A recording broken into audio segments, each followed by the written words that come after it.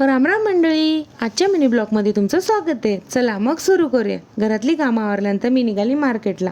मी 2-3 दिवस झालं मार्केटला जात नव्हती. मम्माच भाजी घेऊन येत होती, पण माझी मम्मा आज गावी जाणार होती म्हणून मी पण तिच्यासोबत गेलेली. भाज्यांचा भाव ऐकून मी डायरेक्ट खाली बसलेली. तर माझी मम्मा चिडवत होती, रोज मार्केटला येशील तर भाव माहिती पडेल ना.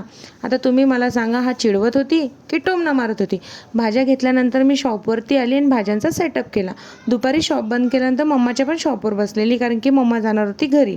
मग दुपारी मम्माच्या शॉपवरून निघाली, मस्तपैकी उसाचा रस पिला आणि मग घरी निघाले, कारण की घरात पण कामं होती.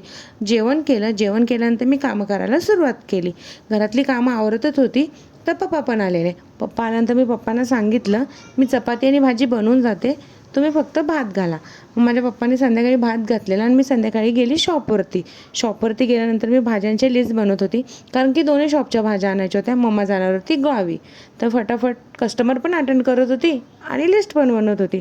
मस्तपैकी माझ्या बबडीला पण मी आंघोळ घातलेली आज, आणि बबडीला आंघोळ घातल्यानंतर तिला 2 गजरे लावलेले. कशी दिसते माझी बबडी, मस्त ना. मग संध्याकाळी शॉप बंद केल्यानंतर आम्ही तवेला चाय प्यायला गेलेलो, कारण की माझं मन करत होतं आणि मध्येच माझी बबडी बंद पडलेली. मग घरी आलो, जेवण वगैरे केलं. आणि तुम्हाला माझे मिनी ब्लॉग कसे वाटतात नक्की सांगा.